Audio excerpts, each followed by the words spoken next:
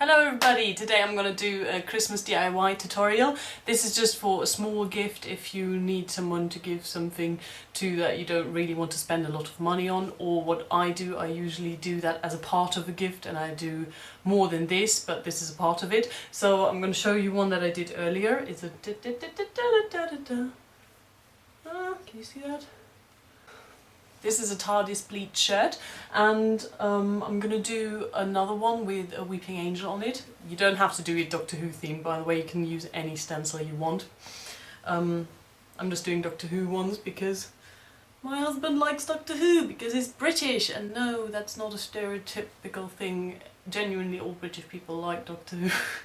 So what you're going to need for this tutorial: shirt, I'm going to use this one, just a plain, any plain shirt. I bought this one at Primark actually for €2.50, so it really isn't costly.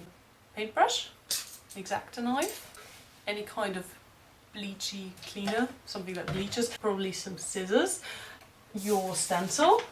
I'm gonna do a weeping angel for this one. It's also Doctor Who themed, I know. If you live in a country where they have freezer paper, then please put your stencil on freezer paper and just iron that on your shirt. That's gonna be the easiest way.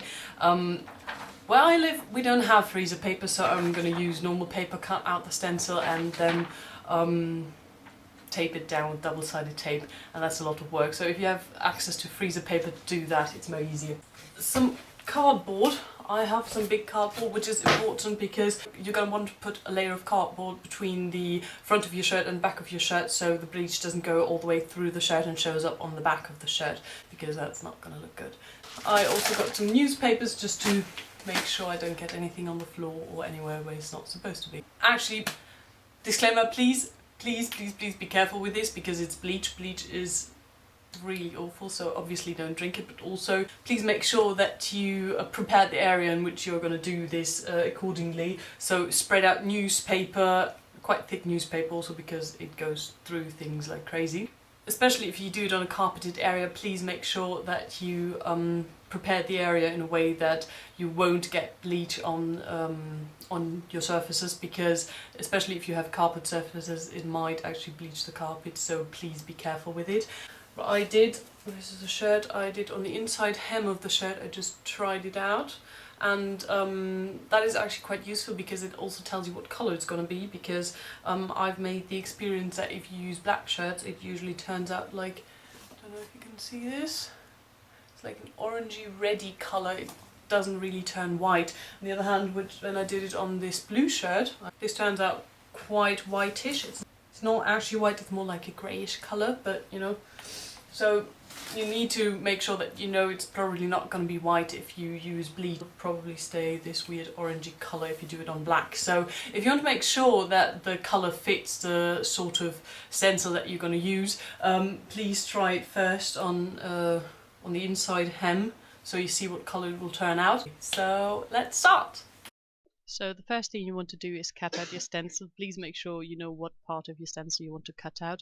You need to cut out the part that you want to be lighter on your shirt, because you're going to bleach it. It's the other way around than it usually is with using a stencil and painting on top of it, because then that's going to be the darker part, not the lighter one. So please make sure you know what you want to cut out. It sounds obvious, but I've ended up cutting out the wrong part of the stencil and having to do it all over again, and that's a pain. So please make sure you know what you're doing in advance.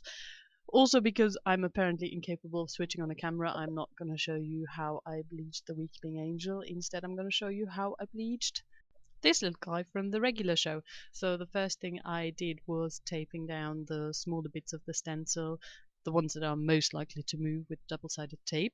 Then I'm going to take my bleach and my paintbrush, and then I'm going to paint along the cutouts of the stencil, trying not to get too much on the paper. As soon as I'm done with this, before I can actually see the bleach working, I'm going to take off the stencil, because on some bits the stencil got soaked through with bleach and I don't want it to go through the paper and actually show up on the shirt, so I'm going to take it off as soon as I'm done. And as you see, the bleach already started to show up. As soon as that happens, you can start taking more bleach and doing little touch-ups on the areas that you missed out on the first time around, now that you actually see where the bleach started to work and where not. So yeah, that's basically how you do a bleach shirt. And here is what they looked like after they're done. This is the TARDIS shirt. It's my favorite. I actually did the TARDIS and then covered the TARDIS up with a cardboard and then just flicked a paintbrush full of bleach over it. And this is the Weeping Angel after it's actually done. And those are the two regular show shirts I did as well. As you see with those, they're both black shirts, but the color showed up quite differently on them, so please make sure you test out the color beforehand.